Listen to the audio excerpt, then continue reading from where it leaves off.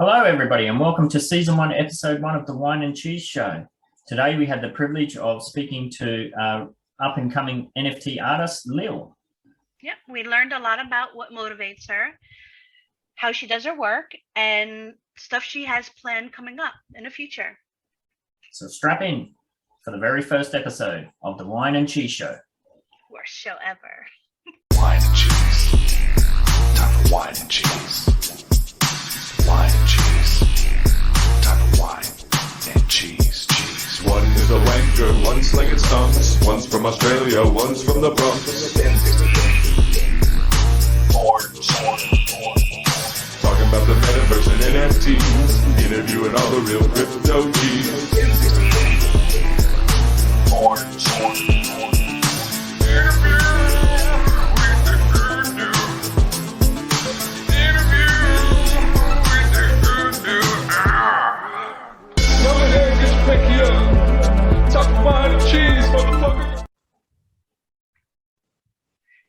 Hello, this is Angela aka Morecheese with BEN68 with the Whine and Cheese first episode.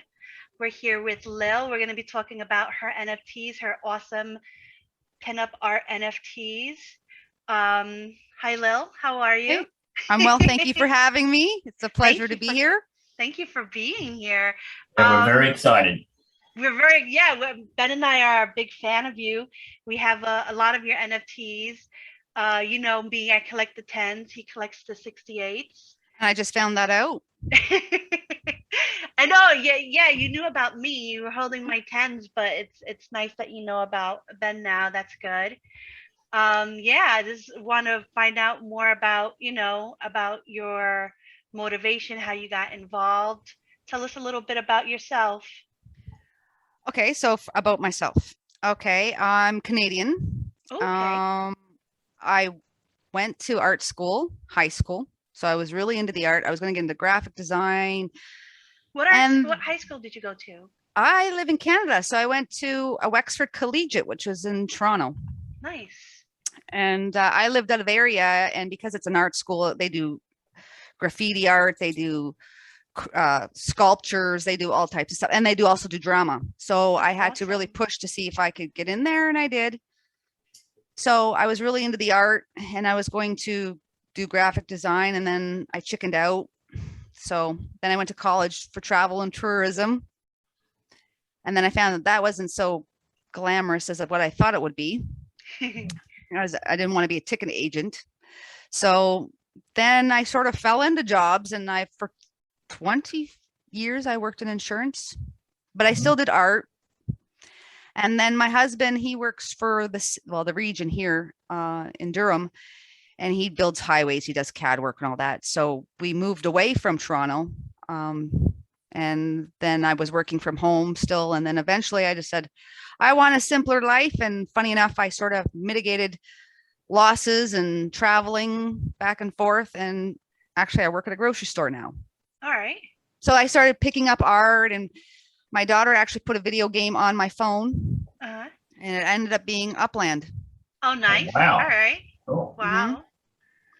So I started checking it out. I wasn't really sure what that was about. And in February, I downloaded it and started playing Upland. So I thought, this is like Monopoly. It was sort of a bit boring, just pushing buttons, and there wasn't very much at the time on there. And I started listening and lurking, because Little does a lot of lurking. And I met a couple great people. One particular individual, I think he's awesome sauce. Atomic Pop. He's the first one that ever talked to me. He started explaining all of this. And then I met up with Wilson Fisk, and him and I got talking about art and NFTs. And so I started showing my family. We all come from art backgrounds. My father does carvings, wood carvings. Oh, wow. And he does pictures. I would like to see that like offline later. Yes, I will have to show you. Yes, he does wood carvings. He's 90 now, and he still does them, but he used to do them by hand. Now he uses a Dremel tool to do it. So I was showing him. I said, this is what, my family's from. And I showed him some of the high school art that I had kept. And with my daughter's room, I was did her room up as Minecraft, and I built a bench and it looks like the pig and all of that stuff. So he goes, oh my God, you're so really cool. talented. And have you tried doing NFTs? And I said, no, what the hell is, what the heck is an NFT? All good. Yeah. What the heck is an NFT? And so he started explaining it. So I didn't have the technology, I have no clue. I mean, I'm 45 and haven't been in school for how many years?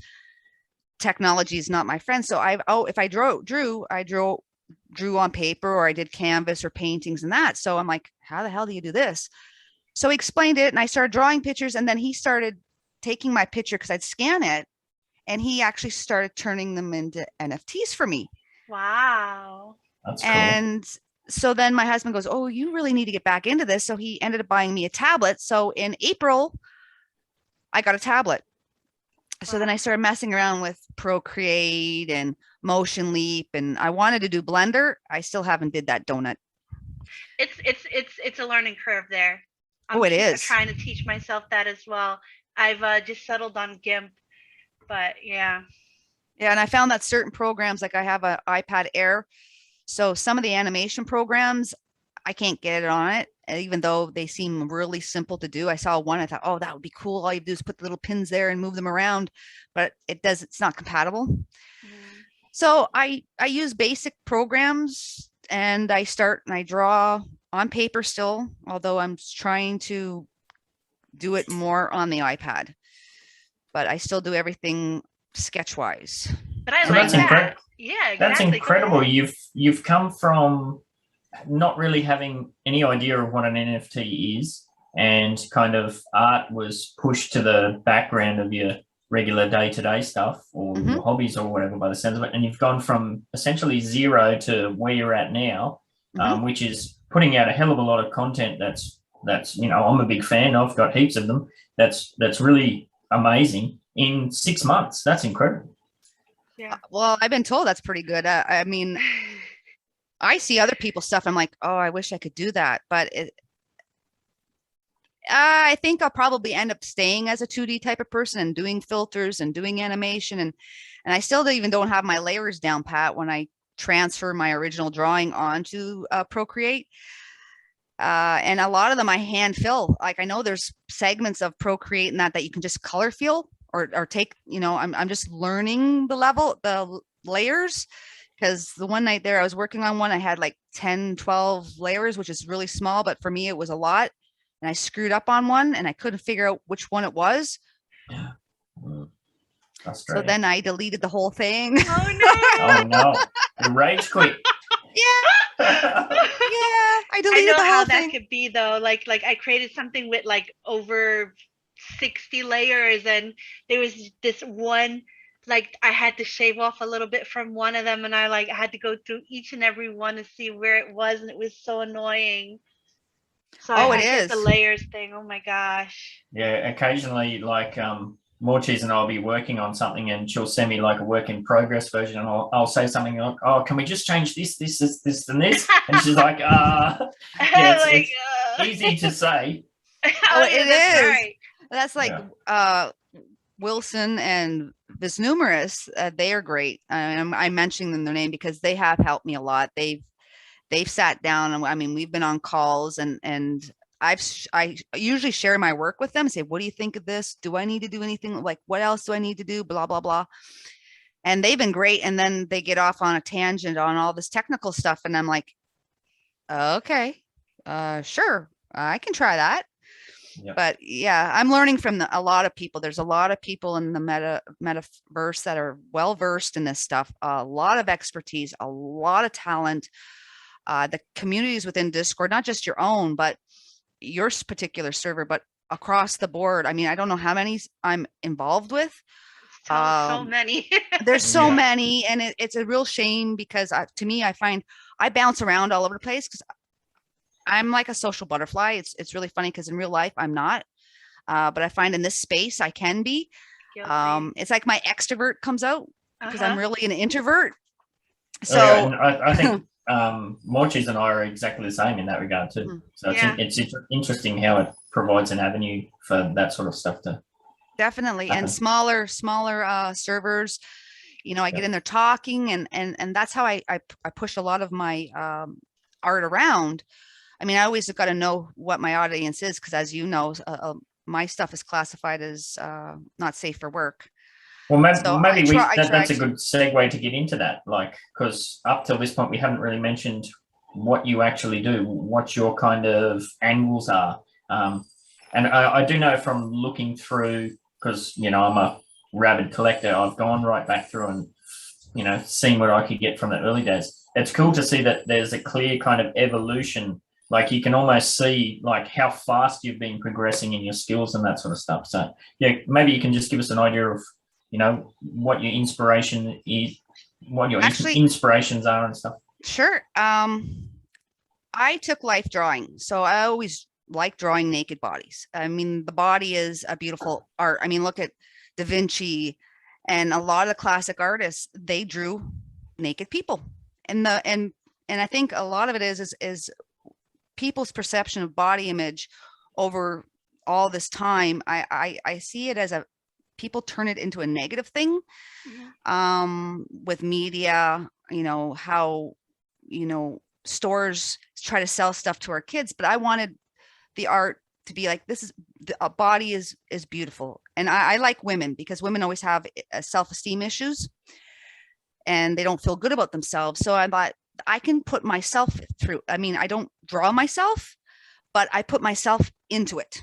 So I'm not very good with faces, and some pictures you'll see, I try to hide the arms because bodies are very hard to draw, and I put myself into them and how I feel that day. Or, you know, I have conversations within Discord, and a lot of people inspire. They'll say something, even a simple little word, and all of a sudden the hamster wheel starts to spin. So then I'll draw something based on conversations. So I'm random. Some days are really good. Like, I can sit down and maybe draw 2 or 3 pictures. Some of them are really fast. Some of them take me a lot longer to do. Like, I have a project I've been working on since May. I think I mentioned the Zodiac cards. Yeah. So I have them all done. It's just sizing them the right way and all that. That's really technical. And we wanted to do some of the mutable attributes to it, so you can pull stuff into it.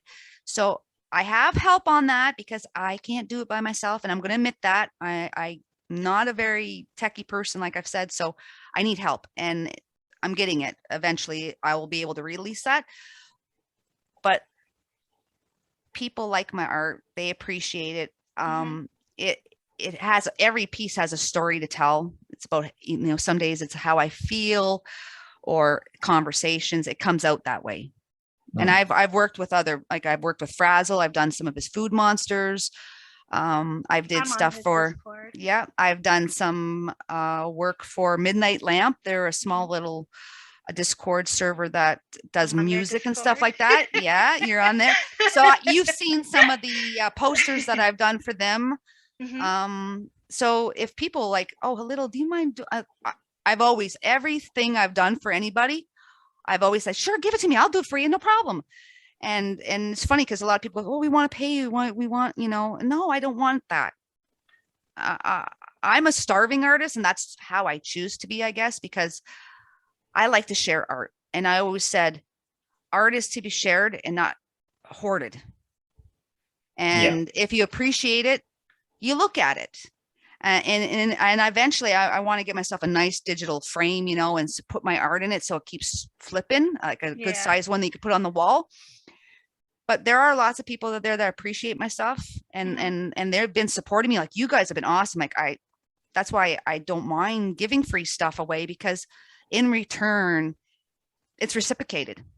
So you support me and I support you. We help each other. You know, if I can get your name out there or your product out there, or if I can help you some way, just like the Nasty Hooks, I'm all over them. Like, you know, well, I want to definitely ask you about that, but I wanted to bring up something funny. I remember when you and I first met, and you put a link up to get for your art, and I clicked it, and I got one, and I messaged you. I'm like, oh, this is really nice. This is really cool. This is around the time the Green Rabbit first did their first drop. and then I messaged Ben, and I'm like, hey, check out Lil stuff. It's like pinup art. And I remember the first thing he said was, oh, I'm not interested in that booby art. And I said, but it's really classy booby art. And he goes, oh, really? All right, let me check it out. And because there is some horrendous stuff out there. Oh yeah, there is. Oh, there is. There's Yeah. a line. Like there's appreciation, and then there's the other stuff. And what you do is true, the way I see it, appreciation of the body, and it's very artistically done. Oh yeah, and women can be sexy no matter what they're wearing or whatever they're like, or whatever position they're in. I mean, it's all about being classy. Yeah. And that's what I'm trying pictures. to exactly. And I'm trying to portray women as a classy, strong individual. Like I just did a nifty drop, which I don't do very often, with the woman, and her silhouette's there, and then she's got her dragon, which you guys bought. And to me, that was showing like her empowerment with the dragon there. He's wrapped around her, but she's still like free, you know, and she's looking up, and that was just came out of the blue. Like it was like a hamster had a fart and it came out. So I just go with things. Nice. I have no rhyme or reason for what I do, but I start going with something and it just evolves. Like if you asked me to do it again, I couldn't replicate it. Yeah. But I mean, that's like an artist thing. It's like, you know, one of a kind. But speaking of farts, nasty hooks. So how did you get Nasty hooked up with them? Oh, wow. That's going back a little ways now, I think, but not so far long ago. I was in their server and I just happened to join it. I've heard about them. I think they were probably one of the first Discord servers I joined outside of Upland. And I kept hearing about them. So I thought, okay, I'll check them out. So I went in and I saw what was going on, and I'm like, oh, the hamster wheel in my head just kept spinning. Like I could do so much here. Yeah. So endless inspiration. Yes, endless inspiration. Definitely. Yeah. So the first one I did was it's just was plain nasty hooks, and it was a woman, and she's got the nasty hooks in front of her, and you see her breasts. And it's just from the neck down, and I had the nasty hooks there. And I also did one, actually, that's not the first one. I lie. The first one I did was the bum. And it said nasty hooks, and it was the graffiti one. That's the very first. Yeah, the very first one. Really cool. That was the very first one. And you can see from that picture to what I did the Bigfoot, how far I've progressed with my art with them.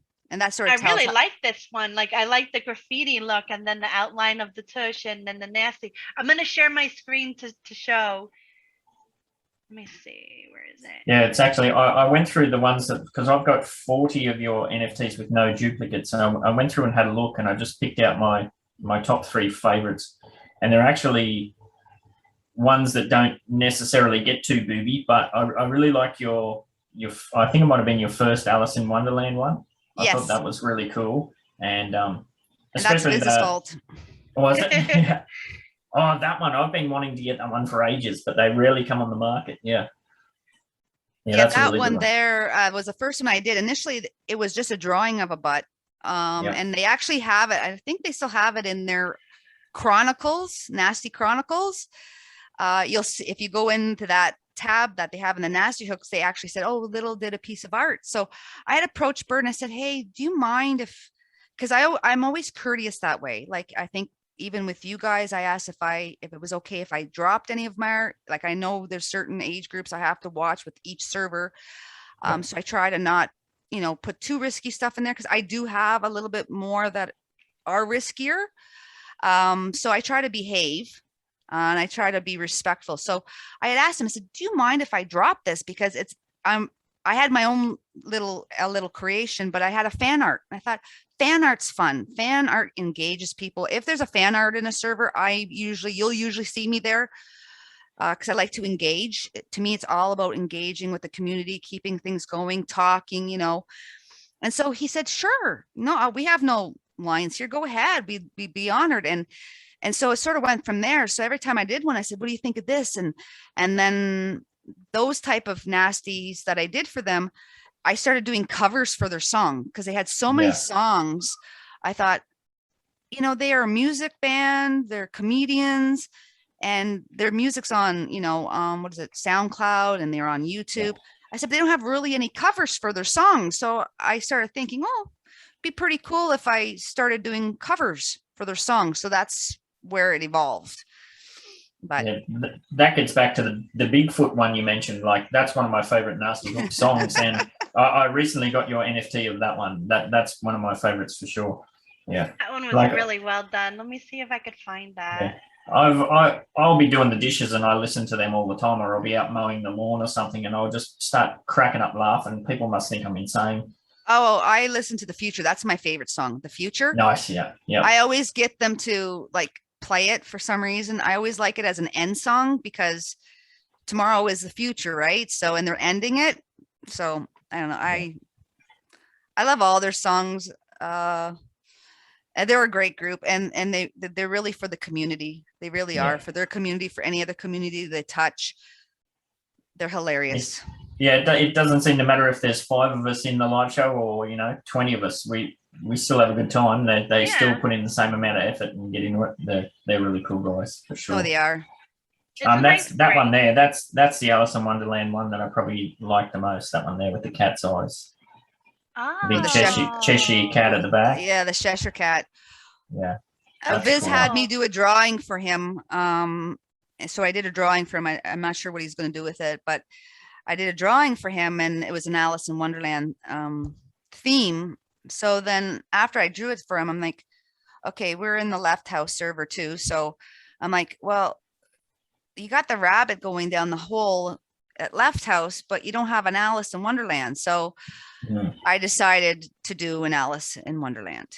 Hey, you've got a couple of those. Is that something you're looking to put together in more of a series? Like we can see there on the left, your collection name is alilcreation, and you currently have 5 schemas. Yes. Is that something you're looking to pursue, like different versions of the Alice story, or? I don't know. I'm involved with a lot of squirrels. So to say, they're wonderful people. So I get pulled into projects really easily because I'm like, yeah, sure, I want to help. So I'd like to nail down an idea and stick with it for a bit. Right now I'm pulled in every direction. Like if someone goes, oh, Little, I'd really love you if you could draw something or you do something or be part of this. I'm like, sure. And then I'm off on that. So it's like, you'd like to finish something and be part of one thing. So hopefully, like I said, I want to get my zodiacs going once that gets going. And then I was thinking about maybe doing like a tarot cards after that. That would be nice. But something a little bit more concrete or, stable. But I right now, a lot of my stuff is based off community, based off conversations. And then I go with it, and it just evolves as I'm drawing it. It may not be what I initially had in mind, but it's totally different by the time I'm finished it. Nice. Maybe Morecheese, you can pull up my inventory because I don't have any duplicates in my set. If there was one in particular you're searching for. 5L play. Oh, what? I'm not your friend. Oh, can you add friends here? Yeah, you can have Yes, friends. on your profile. Yeah, on your profile. I didn't know that. But yeah, it is 5L Paywin. Yeah. Well, at least I know your thing by heart. Like, who else can say that? True. A lot of people know mine off by heart too, but I don't want to repeat what they think, what my Oh, really? It's a good RAM one, is it? address, Yeah. the acronym, what it stands for. You should be able to go to click on all collections at the top. There's the little pull down arrow. Yep. And there it is, third one down. Oh, that's the Bigfoot. That's the Bigfoot one there. Yeah, I like that because it's just such a funny song. I ended up posting that on my Facebook page for my family and friends. I was like, if you've ever wondered where Bigfoot babies come from, you need to listen to this song. Yeah. But people say they like my art because I don't over animate a lot of stuff. And if you look at it again and again, you'll find little subtleties in it that I've animated. Yeah, I did notice that last night when I was looking at something. I forget what it was, and I hadn't noticed that there was a certain part that was animated. So yeah, that's yeah. Cool. I don't animate the whole thing. I just do little pieces. Little butterfly going. Like I did one for Serial for his record show or his his show that he does on Midnight Lamp, and it was a punk, and I had, there's a guitar in there. Like the background is a stock photo, but it looked really cool. Like that would take me forever to draw, but the girl's face and all of it, but the background was a stock photo of a punk era. And I thought that's really cool. So then I thought, okay, what I'll do is I'll just take the strings of the guitar, and I animated those. And there's a couple other little pieces throughout it. And in Serial's like, I sat there, and he goes, I sat there for an hour and I kept finding little things that was moving that you wouldn't really notice if you just quickly glanced at it. So I think a lot of people appreciate that it's not, everything's not always moving, but there's little pieces that will catch your eye, which I think is pretty cool. Then that's the number 10. You have 2 of them. I'm just saying. So you're hunting for them. I know. I'll do swapsies. Can you just go? Oh, you went off mine. No, go up a bit. I'll go back. We just it's probably my favorite one. I think I've said this is my favorite one twice now, but the Friday the 13th, the one you did recently, I thought that was really cool. Keep going. Down, that in the was middle really there. cool. The middle there, yeah, that one. That's cool. Yes. How long from like when you have your, what do you call it, the hamster squirrel wheel thing? Once you have that kind of idea, how long does it typically take you from start to finish to put something like that together? That one was really quite quick, because what happens is a lot of my drawings, I will use filters, like the blood on that. What else is in there? No, the blood, it's just basically the blood, and the movement is one software.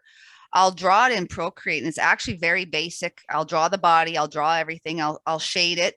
And then the background, it was black. So I just put a black outline around her, and I just colored it in.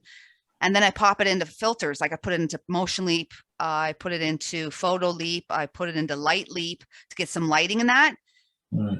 That one actually took me probably maybe from start to finish, maybe 2 hours.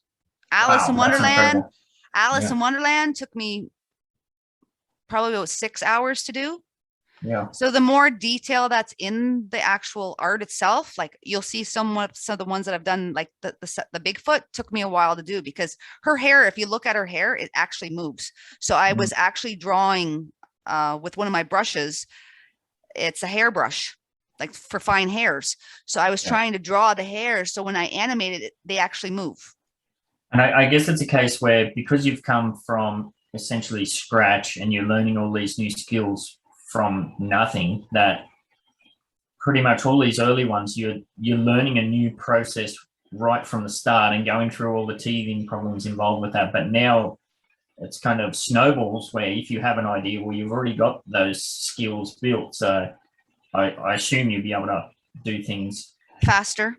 Yeah, faster, and probably more specifically to the mental image you have. I know right. Some of the game development stuff that I've done previously, that was always the biggest struggle for me, is I can picture exactly what I want, but I didn't have the skills necessarily to get it out there. I still have that though, obviously, because like I said, that a lot of, like, I can draw something, and then there's some animations that I've done where I've scrapped them because I couldn't feather it right, or so you'll see spots or things didn't look right. I'm like, I'm not happy with that, so I'm not going to put it out there. And some of them I've come back to. Like I initially tried doing it, and then at the beginning I had a whole bunch that were drawings and in arts that I started to do, but I finished them, but they weren't finished, but they were just sitting there because I was like, I'm not sure what I want to do with this, because I didn't have the know-how. And then I started pulling them out, and as I was starting to get more familiar with a lot of the programs and playing around with stuff and getting more familiar with those programs, then you'll start seeing some stuff pop out faster as well, because I have them already done. I'm just playing with them now. So sometimes I can put out 3 pictures. Well, 2 of them I already had, and now I finished them. It's almost like puzzle pieces. You've got all these puzzle pieces laying around, and you just got to find the right platform to get it out there. That's out. Cool. Now, I did see, I have been looking at, you have a little Kiss one card pack. Yes. I know, I saw that Morecheese has got one. What's in those? Those ones will have the autumn, the one with the bunny.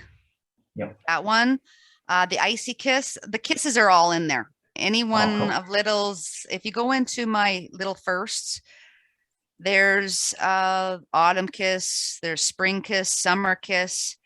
Yep. I think there's 4 or 5 of them in there. Yep. And that was the very first pack I ever made. I can open mine. Yeah, I was going to say you've got one there that you haven't opened. So did you did all the animation for the pack and everything yourself? I drew the pack. Frazzle's my fry guy. He actually made the pack. Like I drew the picture. That's me who drew that picture. Okay. And then he's taken my drawing and put it on a pack. Cool. Nice. Yeah. So it gets back to that whole collaborative thing that we've kind of Yes. glossed on before, Yes. touched on. Yes. Yeah, it's kind of, and it gets mentioned all the time in regards to Upland specifically, but the Metaverse community seems to be very good at removing toxicity that you would often associate with other sort of online situations. I don't know why, but there definitely seems to be a lot less of that. Is that your experience as well, or what do you think? I do find that, yes. I played games. I had a mobile phone game before, like I played for several years. It was Lord's Mobile, and they communicated via line. And that I found to be very toxic and very cliquey, I guess you would say. Yeah. And that became very toxic. And it's funny because once I sold my account, because I had been playing it for 3 years and invested a lot of money into it. And what's another thing is with Upland, at least what money you invest, you have a chance of recuperating that, or making money off of that. Whereas these games prior to this, like I said, I spent money that I'll never recoup, which is a shame. But the environment there is also very toxic. Yes. I think with Discord and a lot of the Upland, I don't know the stats. I don't know if you know what they are. The age group associated with it too, because I found in other mobile games, I found it a much younger audience, I guess. Or those were just the people that I had come across were very young, immature. Whereas I find in Discord with Upland and how we've all sort of met each other, we're more of a mature audience, I guess. Maybe we have more life experiences, or I don't know. But I get along well with the individuals that I've met through Discord, through, Upland. It's sort of like a big link. You get into Upland and then on Discord, and then you're into this server and you find the same people that were in Upland, and then you sort of move through the servers, and we're all pretty much all there in every single server. I see Morecheese everywhere. I see you everywhere. Yeah. Yeah, it's funny that there was an Upland kind of group that formed around Gay Avenue in Upland that kind of kicked off, and I thought, oh, that sounds cool. Like some of the stuff that they were planning on doing looked really interesting. So I got involved and got invited to the server, and Morecheese is here too. Every server needs some cheese, Yeah, exactly. Yes. What? Yeah, go ahead. Sorry, go ahead. I just wanted to ask how to open this, but you go ahead first. I was just going to say, like what Lil was saying there as far as almost an age filter, I think that probably is related to the fact that specifically for Upland, there is a high cost of playing the game. Like you can get away as a free to play player, but it's very difficult. And yes. I think if I was somebody with 13, if I was 13, 14, 15 and I only had a few dollars, well, I don't think I'd have the patience to go for that free to play angle, because if you want to take that direction, it is plausible, but it takes a hell of a lot of communication within the community. Yes. I don't think I'd necessarily have the patience for that. And then it just becomes about finances. We know that, yeah, sure, it's marketed as a free to play game, but realistically it's not. No. Mhm. No. Cool. So, But you meet a lot of good people there, though. Like Yeah. I've met a lot of good people, and they seem to be of an older generation. But that's like you said with the financial deals. And I think like I showed my son it. He's 16, and he goes, "Mom, this is like, what are you playing? What is this?" I said, "It's like Monopoly." He goes, "Monopoly is more fun than this." I'm like, "Yes, I get that, but there's a reason to it. Just patience is a virtue." I don't know. I flipped a few $1,000s in the last couple of weeks, so I'm having fun. yeah, you've been on fire with that, and it's interesting. Yeah, no, I'm the same with my family. Like, although two of my boys, they're kind of interested in it because I've been playing for such a long time. They've heard me talk about it. They've seen me get involved in that sort of thing. But for the actual time I spend in the metaverse within Upland in the actual game is probably, it wouldn't even be 30 minutes a day, probably. No, I But- agree. But there's probably 4 or 5 hours a day, or often more, where I'm engaging in stuff associated with it. Mhm, Hmm. mhm. Yeah. And your My- son's my- been, I was gonna say your son's been helping us a little bit with the podcast stuff, the hard yes. decision making. Yeah, He's, I asked my older son Bodie to make decisions, and he just goes, "Oh, I don't know, this or that." He seems to be working out well so far. You're like, Oh. "Geez, what should we do?" I'm like, "Ask your son." Yeah, He's like, "Yeah, we'll do this." Well, that's awesome. If I ask my kids, they'll ask me for $20 to help. Oh no. yeah. Well, it sounds like you've got teenagers, and that's a whole different ballgame that I have a I'm not 16 into and yet. a 16 and a 10-year-old, and I think my 10-year-old's worse because she's a negotiator, so I think Yeah. she'll do well in the business world. Yeah. Hmm. No. Yeah, I've got 11, 9, and 7 with it. Again, the daughter's the youngest one, and she rules the roost for sure. She's got Yes. it all figured out. Yes, mine does too. I have 2 cats. So, did you work out how to open this pack, or we moved Oh on? no, how do I open? I see a thing here where to open, but when I went you- there, it said You gotta go to Nifty Blocks. maybe if Weird, you're getting blocked for some reason. That's strange. take away that.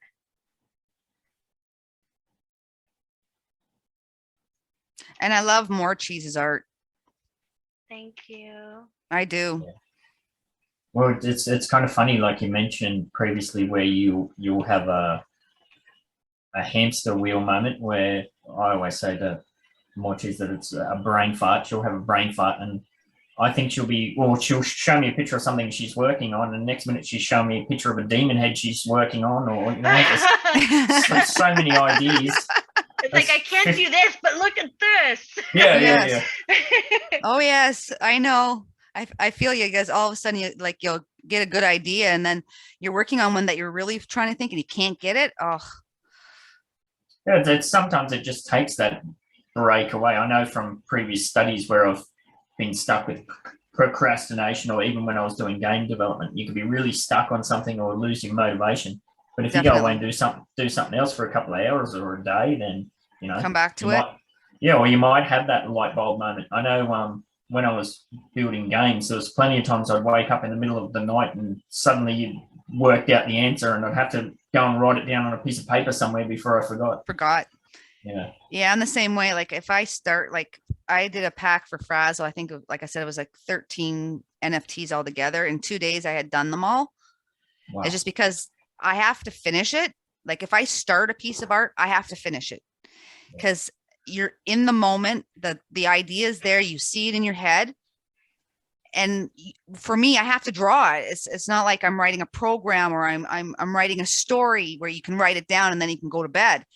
Yep. The art, the visuals in my head. So I'm like, I have to finish this because if I don't, I'm blasting right now. It's like a brain blast. And so I have to finish it because if I don't, I'm going to lose it if I wake up in the morning. So some nights I've been up to like, I work until 5 o'clock, come home, do the family thing. And then I sit down at night, and that's where I get most creative. Like I'm sure Morecheese has seen me on like early morning, my time, I'm still working, and then I get up to go to work. Sometimes I don't even go to bed, but I have to finish it. It'll bug me. I won't be able to sleep. Yeah.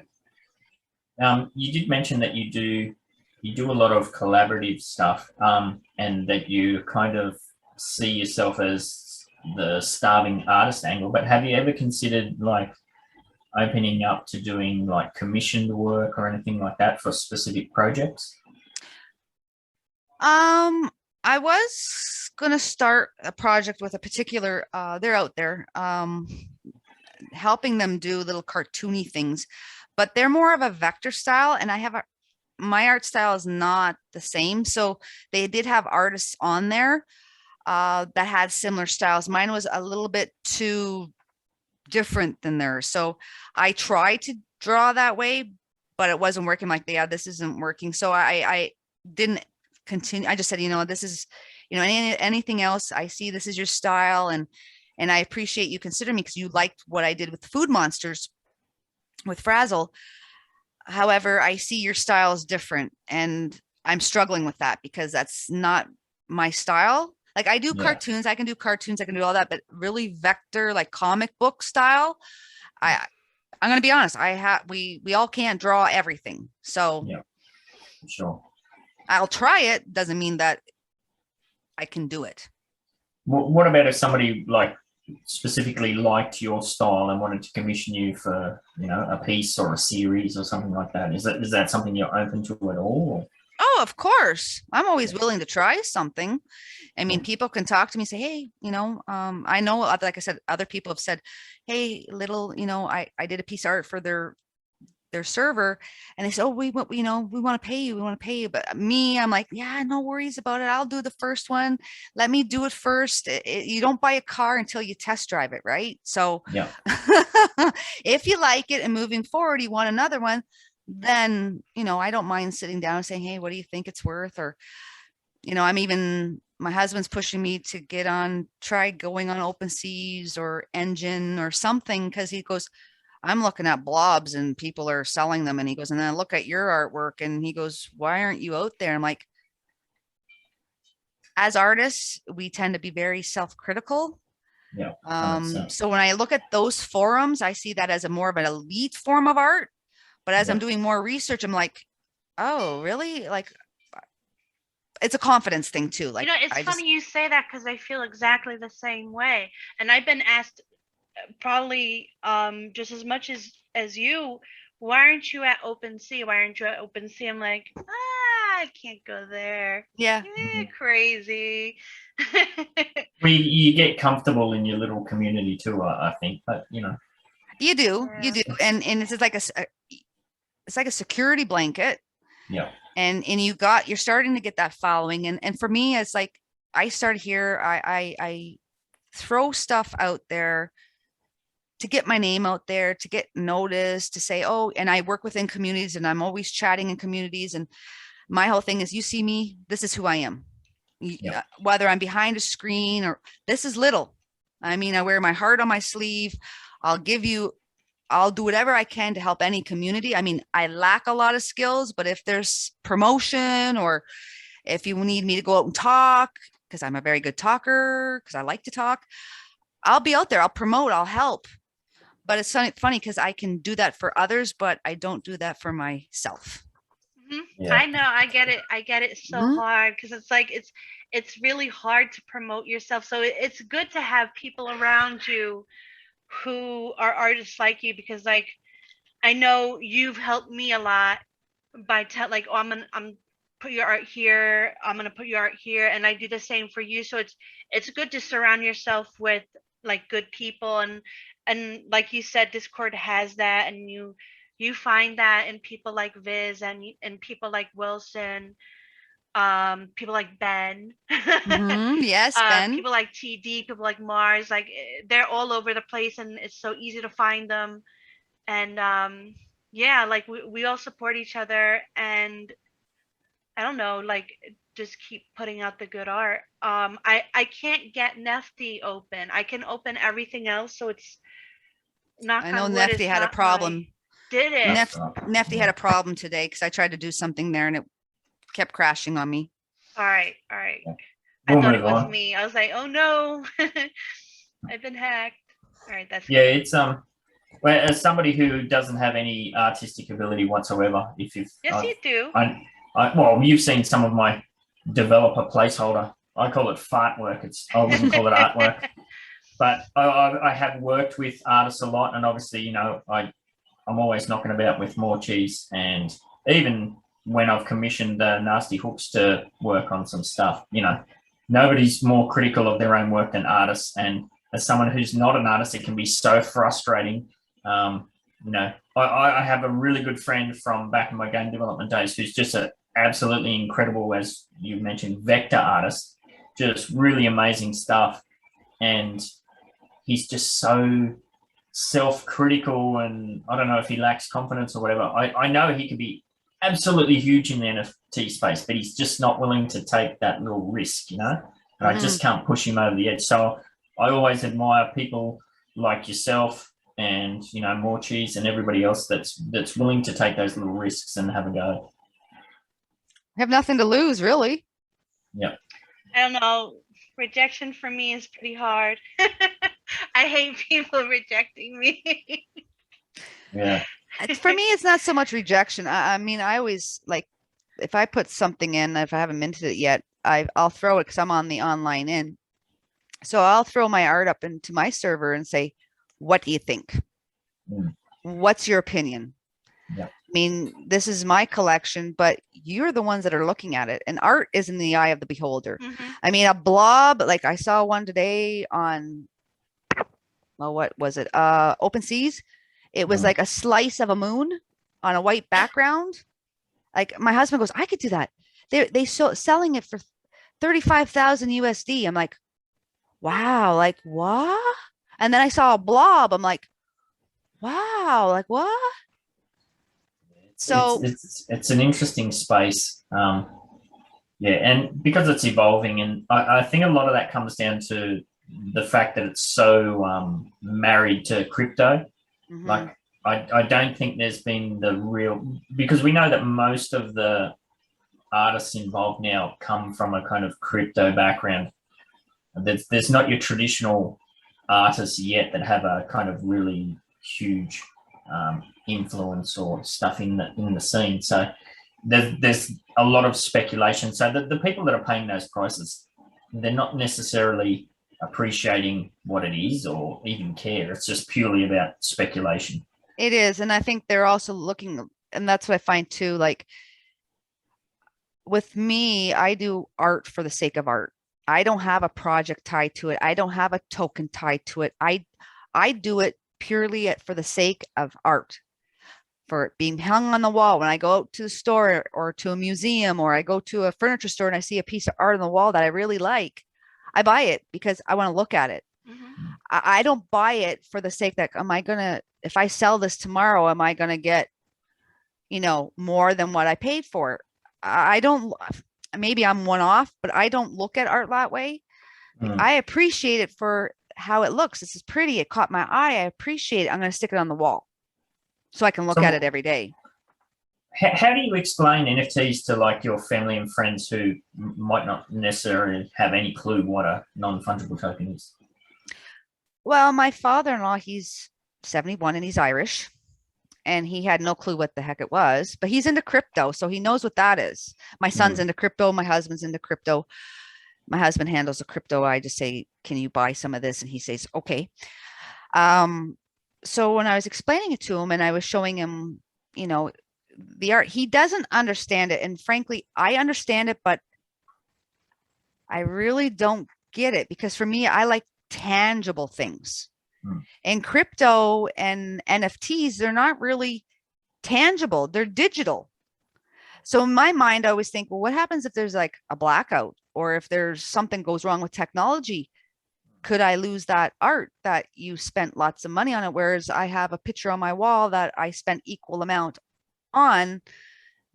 I will still have that when the power goes out. It's funny you say that. Like some people have said that to me, because I come from a crypto background as well. They've said things like, you've got all this money tied up in the digital world. What happens if there's a solar flare and it knocks out the electricity grid? I'm like, mate, if that happens, nobody's going to be worried about that stuff. We're going to be, we're living murder in the streets, and there'll be people burning fires and banging drums in the hills, mate. That'll be the least of my worries. Yeah. So like my father, he-in-law, he, like I said, I explained it to me, and then he said that to me. I'm like, well, yeah, it makes sense. But I said, it's an interesting, like, I don't understand it fully myself. I think it's crazy. Like, and right now with the NFTs, like this year has been phenomenal on what you've seen in the media, what you've seen online. The craziest stuff is so like, what hit me was when I looked at that digital house that sold for, I can't remember how much it was, but it was a digital home, and this lady sold it, and it was like 300,000 or something like that. She sold it for. I was like, that's crazy. And that's going to happen more and more. Like we know, going back to Upland again, we've had in Venom by the Rockefeller Center for $50,000.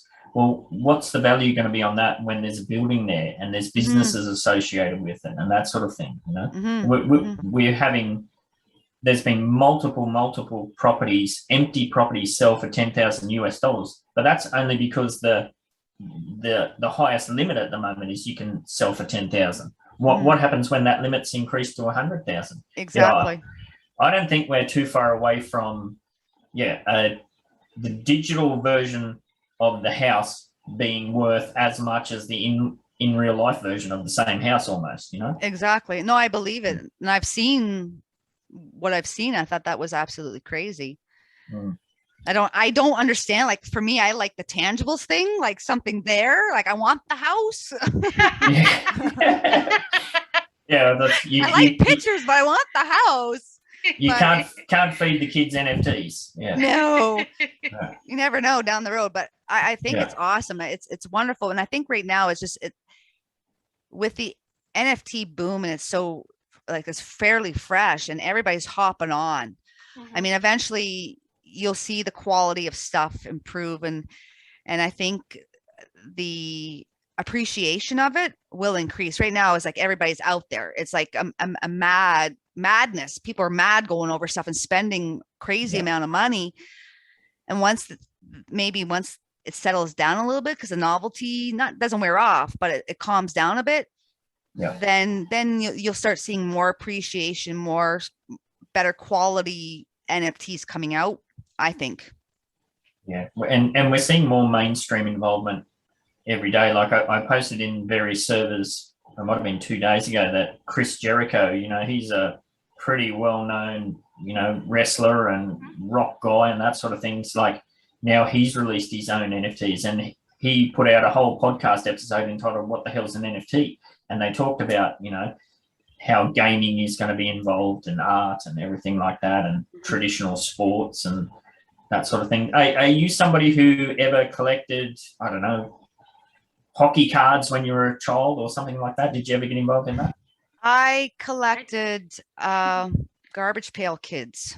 Okay. Oh, you don't still have them, do you? There you go. There's the power of the NFTs, you know. Still have friend of my hockey mine- cards. Oh, really? Well, that's Cool. good. My dad has some, but he's giving them to my brother because he's a boy.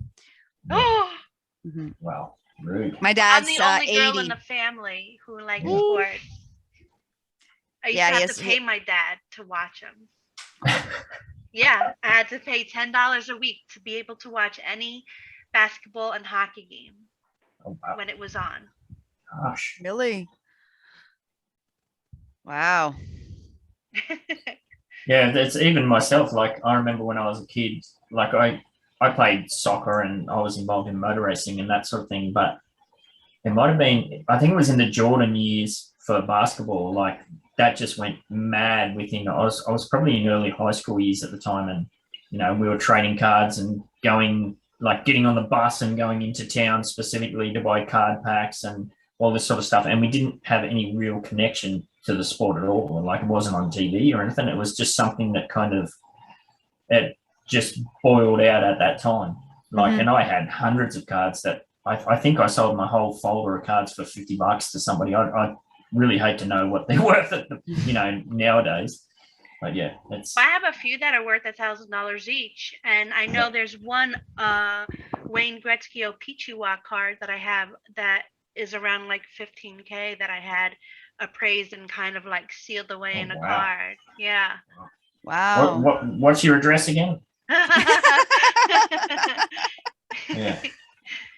Yeah, I mean, there's been heaps of stories like that where people have lost their stuff or given it away, or misplaced or stolen, and all that sort of Oh, stuff. you think about all the toys that you had when you were a kid. Like a friend of Yeah. mine had actually, which is really hard because when we were kids, we wanted to play with everything. Yep. And he actually has GI Joes from the early 80s. I used to have those. And he had them, kept them in the plastic. He never opened them. He sold them How a do you few. do that? I don't know do how. that.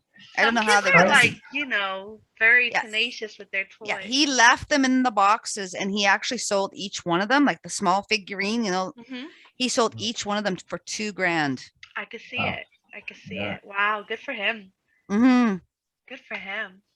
Yeah, all mine, because I moved around a lot as a kid, so a lot of my stuff got misplaced. I had such cool toys. I had the GI Joes. I had the Teenage Mutant Ninja Turtles. Yes. I had the Hulk Hogan wrestling The arena? Stretchy or the something. arena and the thing, like the really hard rubber wrestlers.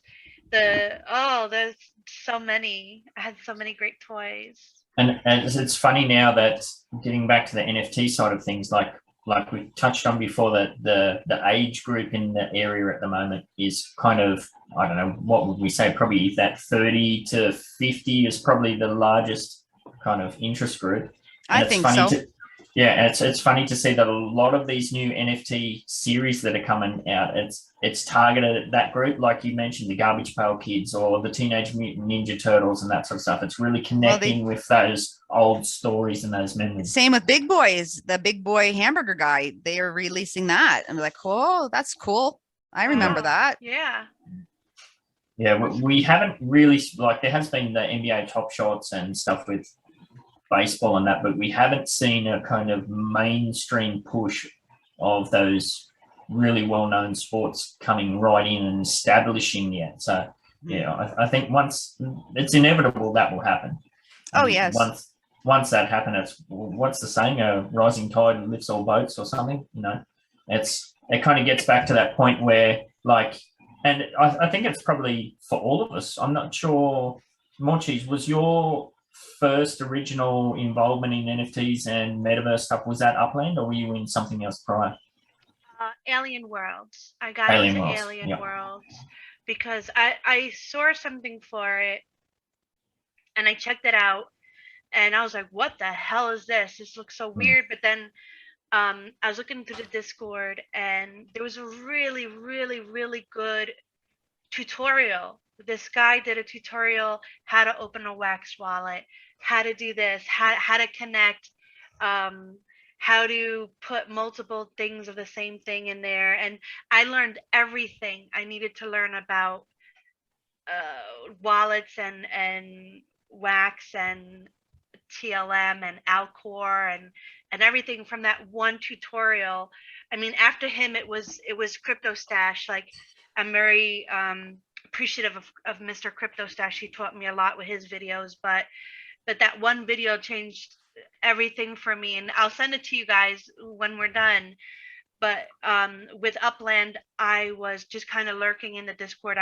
I'm very shy at first, and I just kind of like watch. And the two people were talking about Upland, and I was like, oh, what's that? And they said what it was, and I was like, oh, I love Monopoly. And I went to download it and there were so many bad reviews on it. I was like, what? So then I watched like maybe 5 videos on it, read so many articles, and I was like, those people are just stupid. They don't know what the hell they're talking about. Like you're not going to just jump into something with such a crazy learning curve like Upland or Alien Worlds and expect to get it right away. It's not going to work. You can't just jump into like 10 feet of water when you don't know how to swim yet. So Yeah, I think that's like one of those situations where, like, Lil and myself, it may have been Upland, where that's your initial seed, but then you find out about all these projects through the community and you're exploring these different areas. I think that's gets back to that rising tide thing. It's once the mainstream people start getting involved, but That's kind of cool. Like you were saying, your grandfather knows about it, your father knows about it, Lou, and all that sort of stuff. Yeah, so my son's into it. Yeah, there hasn't been much mainstream attention in the Australian media. The only real thing we've had is there was it was actually before the American 60 Minutes show did a feature on NFTs. There was an Australian version. It kind of focused, the first half was focused on kind of the traditional crypto stuff, and then the second half was focused on NFTs, but their angle was really, look what these maniacs are doing now. Yeah. And it was still that whole it's a bubble mentality. You know, they had the old red-nosed bankers on there saying it's a scam, blah, blah, blah, blah, blah. What's the general vibe in Canada? Is there much known about, you know, the NFT space or?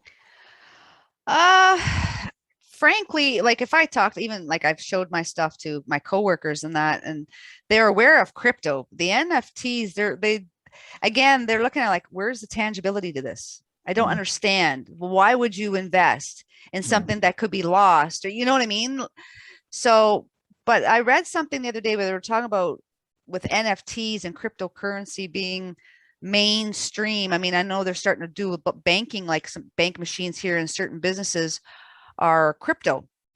Yep. So I think as fiat over the next however long, 5 years, 10 years, depends on how fast it moves, becomes more crypto, then I think more people will be aware of it. But I have talked to people and they're like, what's that? Yeah. What's that? It's still fairly new. They're aware of crypto, like Bitcoin, ETH, all those type of things, especially what was going on with the pump and dump situations there. Yeah. So they're aware of it because that made news. You know, people talked about it, but people don't understand it. Yeah. It's I recently went for my first COVID vaccine, and everything you had to do was scan a QR code. It was scan this one, scan that one. You had to show them on your phone. I think where we're headed is that everything's going to be digitalized like that, whether it's your driver's license or your marriage certificates, the deed for your house. I think the NFT sort of things, we can't even begin to imagine how it's going to, you know, affect daily life. Well, the other thing I read too, and this was an article, I got to remember which one it was from because I read a lot. What was it? They were talking about NFTs, and the museum was actually talking about doing Mona Lisa as NFTs, like breaking her down into like selling a little chunk of her as an NFT. So you don't get the whole painting, you get a snippet of her, and you'd have to buy it. I'm thinking that's crazy because I'm sure that would be worth quite a bit of money, especially if you buy. Yeah, all of those little sections would probably be one of ones. Yes. And it might be, they might break it up into 100 different areas or something like that. Yeah. Imagine the value on that. That would be crazy. Yeah, well, that's what I'm saying. The value on that would be crazy because they weren't going to do the full painting as this is a full Mona Lisa and you're going to get one of one, or you know what I mean, as a whole. They're talking about pieces of her. Yeah. So as a true collector, you're going to want the whole Mona Lisa. Yeah.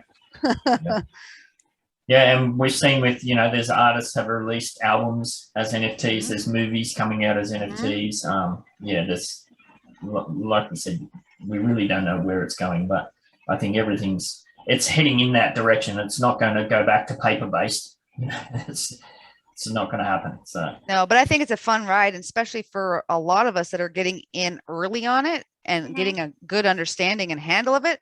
We're going to be so much further ahead of those ones that are coming in at the tail end. And usually I'm the one that's at the tail end. And this time I'm sort of halfway through it. You and me both, girl. Alien World. I was too late to get in on that one. We were having conversations about getting in on NFTs with certain platforms. And like, oh, it's too expensive now for me to get in, and good luck trying to find.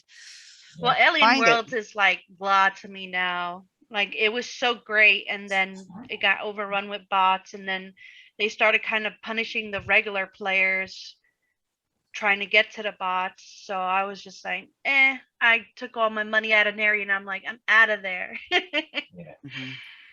And all of those projects, they're evolving on the go as well too. Yeah. You know, that probably started as a really solid idea that just kind of got away from them, or, you know, that's kind of a tricky situation. Yeah, I think that's what a lot of it is too. You see a lot of these a lot of these groups and a lot of these projects, and they all have similarities, but they're also running really fast. And I think that's because we're a consumerism society. So you want something fresh and new constantly, because otherwise they get bored of you fast. So if you don't have something evolving all the time, and I think they're evolving so fast with the minimal resources that they have, I think they get themselves into trouble making promises that they can't always keep. Yeah, well, that's a classic for Upland as well. You know, Yes. I've been playing the game for over 18 months, and some of the things I've been whining about, they're not even close to being implemented. You know, different things that in your mind could be so easily implemented, but you know, it's just they have focuses on other. Yeah. Cool.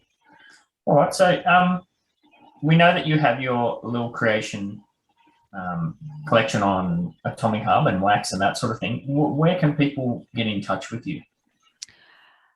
Well, I'm on Discord. I also have, if you go to my little, it's a link tree. I also have Twitter, which is alilcreation 1, because I had to add a 1. So I'm on Twitter. I just started Instagram. Like I said, I'm trying to build the technology. So I am on Instagram too. I'm in Discord. I'm all over the place. I mean, I'm in Nasty Hooks. I'm in your server. I'm in Left House. I'm everywhere. I mean, if you have little, if you want to find me, you'll find me. Very cool. I need more social media stuff. I get that. Yeah. I'm working on it. I'm working on it. Oh, there's almost too many options nowadays. No, there is. Yeah. What is your name in Instagram? Oh, it's the same. It's little. Oh, it's little. Yeah. Little. A little creation. It should be a little creation. I gotta think. Yes. Too many usernames. It's like if someone asks you for your phone number, you got to sit there because you never call yourself, right? I blank on that all the time, and then people look at you like you're just mental. Yeah. Yes. Not fun. Now you did put an NFT specifically together for us and the Whine and Cheese show. Mm-hmm. Did you want to talk about that? How you came up with that idea, or how that evolved? Sure. I haven't minted that one yet, but I will be minting it. I can pull that up right but now. it's available. Yeah, because I just had sent you guys the GIF of it just to say, what do you guys think? Because I'm always making sure everything's okay before I assume things. Well, I always, every time I do a show, like when I was with Nasty Hooks, we would go to servers when they do their tours. And I thought, as a thank you or as an appreciation, they're having us. So I should do an NFT for it, like a commemorative, like we were here on this day. So I saw that you had a link there with your emblems. And I thought, well, they're going to have me on their show, which I think I was floored, and I'm still floored and quite honored that you would consider me as your first guest for this. So thank you again. You came up right away. Yeah, I think that was unanimous straight away. It was like a 5-second conversation. We might have jinxed ourselves and said it at the same time, I think. Well, it was funny because when you approached me, I'm like, are you sure you want me to be your first guest? Like I could 100%. Think of so many other people. No, you're so talented. Stop. Seriously. Wow, yeah, thank you. So with this one, I thought, little is about the ladies. So I thought, okay, I'll do a silhouette, something simple, because I know your business and you're a reputable Discord server and you're reputable people, and I respect you. So I thought I have to be tasteful, something simple, something nice that doesn't take away you to you. Yep. So I thought I'm little, so my ladies represent me. So I put a lady in there, and then I put your emblem, and then I was messing with filters, and I thought, well, I didn't want to overdo it because I see some of your work, like Morecheese, you've got that website with UDU stuff. I thought it's something a little bit of movie, but something classy and something that if you wanted to have or use, you could have it because I was going to give it to you and you guys could do it with what you want. So that's a little in EDU because I am also in your server. So I figured. Yeah, I think you've captured that the logos were done by our good friend and member Screw, and I think you've put your own tweak on that perfectly. So well, I like the little llama in there, and I thought, well, maybe because he's wearing sunglasses, it needs to sparkle. that's a she. That's Michelle the llama. Oh, Michelle the llama. Yeah. Oh, I'm sorry. So I figured she needed to have some sparkle, some bling. Yeah. So I sparkled so they could see her. We had a whole big thing about sparkles. Morecheese is all about those sparkles. I've been in so much trouble about sparkles. Don't you worry. Yeah, I love it. I think it's so well done. I love the colors. I love the movement of it. Yeah. It's hot. It looks great. Yeah, and I just thought a little bit of movement, nothing too over, because sometimes they can be too much and it takes away from the whole piece, you know. So I thought, I wanted something to be classy for you guys. Yes, some of those Upland NFTs, the higher value ones or the higher rarity ones, there's this thing spinning and lights going off. I'm like, I'm gonna have a seizure looking at this. Yeah. That's what I thought. I'm like, when I first started doing them, like starting using animation and colors. Oh, I had them going. I'm like, oh, look at this. I can do this. And I didn't realize you have to take them off to add another one. So I was just kept adding. So yeah. Where'd the other ones go? yeah. And then you'd be giving everybody watching them. They were getting epileptic seizures from watching it. So we did talk briefly about what we're going to do with these. Have we settled on anything? What are we going to do? Like I know you want us to have it, but I feel like it's such great art. I love it. I wanna buy it from you. Like I don't want you to give it to us. Like it would be cool to have like 5 or 10 of them to give out to our viewers of the podcast, of course. But I want you to mint these yourself. I want to buy one from you. I want to support you. It'll be an amazing collaborative. You know, I'd like to see more.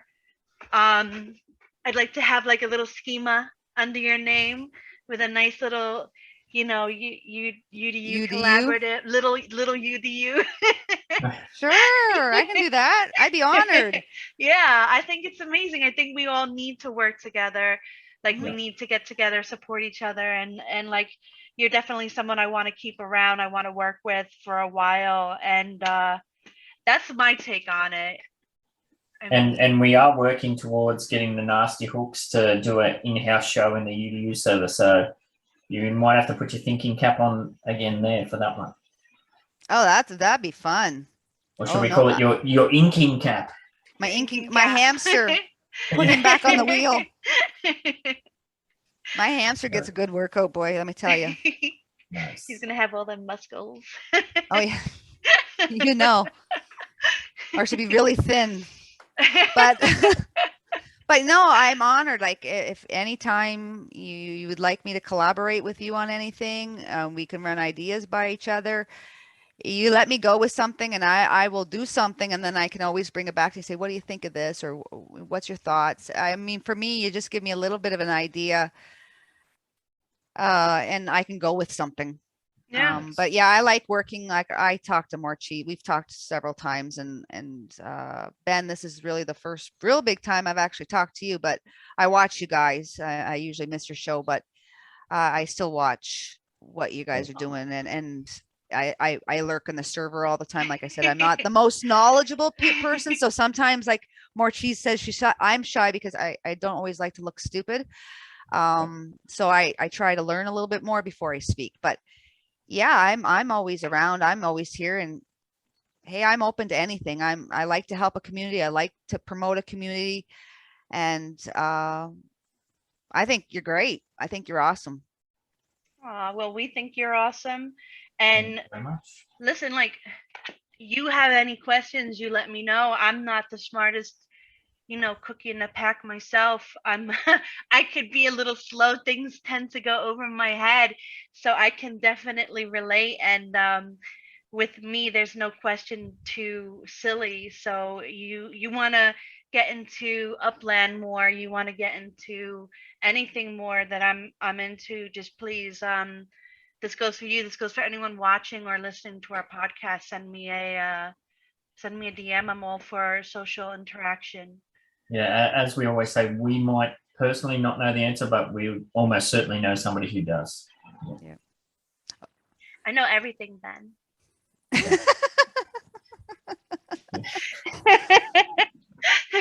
Yeah, no comment. Don't need to get into any more trouble. Alrighty, well, we might wrap it up there. Thank you very much for your time. It was great to find out more about yourself and your style and everything like that. And I know I can speak for Morecheese and say that we're really looking forward to what's to come. Yes. Thank you so much for having me. It's, like I said, a true honor to be here. Ben, I've seen your name since I started Upland. I have a high respect. I thank you for even having me in and you. Morecheese, I can't say enough about you. I always need more cheese, and I can't wait to see what you've got to bring more. I keep harping at you saying, I want to see more cheese. I want to see more cheese. And Ben, even if you have stick figures, hey, like I say to people that want to be in fan art, you don't know until you try. Well, it's funny you say that. I put something together for the Nasty Hooks did our theme song for the Whine and Cheese show, and I put something together that's kind of goes with my style almost. I'll send that to you later. You can have a look and a bit of a giggle. It's awesome. Yeah. You did a good job. Oh, I can't wait to see it. I have members, to be honest, I have members that come to me and show me their art in DMs and say, what do you think of this, Little? And I'm like, I think it's awesome. You have a talent. You just, like with me, I haven't drawn for so long. And it's funny because as you see through my progression, I'm getting better because I'm getting back into it. Yeah. And the more you do, the better you get. So, yeah. Yeah, I wouldn't call it art. I would call it, well, maybe it is art, but it's more like digital collage than anything. Hey, collages are good. If that makes sense. Yeah, I'm a 45-year-old trapped in a, no, what is it? I'm a 68-year-old grandma or something, 70-year-old grandma trapped in a 45-year-old body, still need digital collage. I don't know. We'll work it out. All right. Thanks once again. Thanks everybody to tuning in to the very first episode of the Whine and Cheese Show. Cheers. Go ahead, get your pinky up. Talk wine and cheese, motherfucker.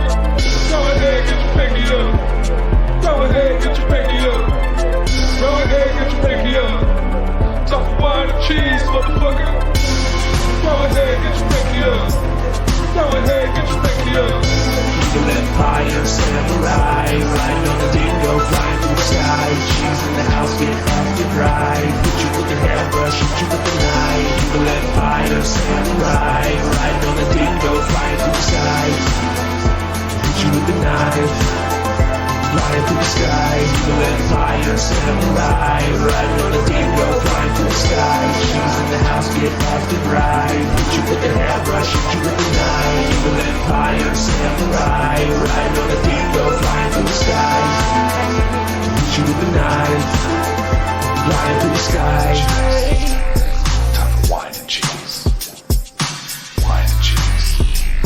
Time for wine and cheese. Wine and cheese. Time for wine and cheese. Wine and cheese. Time for wine and cheese. Wine and cheese.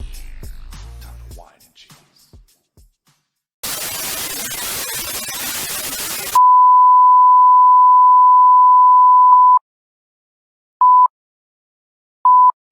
Hello again.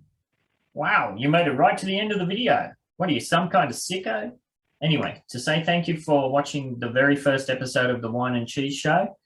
Little has put together this awesome NFT for us, and Morecheese and I are very excited to say that we're going to be able to give away 10 of these. So if you're one of the first 10 people that can find Morecheese on Discord and send her a DM that includes your WAM address and why you're contacting her, one of these awesome NFTs could be yours. Thank you.